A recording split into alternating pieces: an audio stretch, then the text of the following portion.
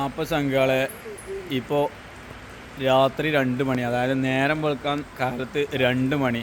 ഞങ്ങളിവിടെ വണ്ടൂർ അങ്ങാടിയിൽ മയം കൊണ്ട് കണ്ട് നിൽക്കുകയാണ്. നമ്മളൊരു സുഹൃത്തിൻ്റെ റിലേഷൻസിൽപ്പെട്ട പിന്നെ ഈ വയനാട്ടിലത്തെ ദുരന്തത്തിൽ ഒലിച്ച് വന്ന് അതിൻ്റെ ബോഡി നിലമ്പൂർ മോർച്ചറിയിൽ ഉണ്ടെന്ന് പറഞ്ഞപ്പോൾ സുഹൃത്ത് വിളിച്ചപ്പോൾ വന്നതാണ്.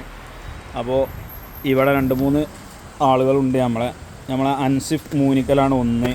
ഉറക്കത്തിൽ നിന്ന് നീച്ചിങ്ങാണ്ട് പോകുന്നതാണ്. ഓൻ കണ്ടില്ല, ഓൻ്റെ ഇങ്ങോട്ട് നോക്കാണ് ചങ്ങാതിൻ്റെ തുണി അല്ല അതൊന്ന് കാണിച്ചു കൊടുക്കണം. കാരണം അത്രയും റിസ്ക് എടുത്തുകൊണ്ട് പോകുന്നതാണ്. അപ്പോൾ ഞങ്ങൾ തുണി കീറിക്കണ നോക്കിയാണ്ടെന്നല്ലോ ഇപ്പോൾ ഇതിന് മണ്ടിപ്പാഞ്ഞ് പോരുക, തുണി കുപ്പായെടുത്ത് പാഞ്ഞ് പോരുക.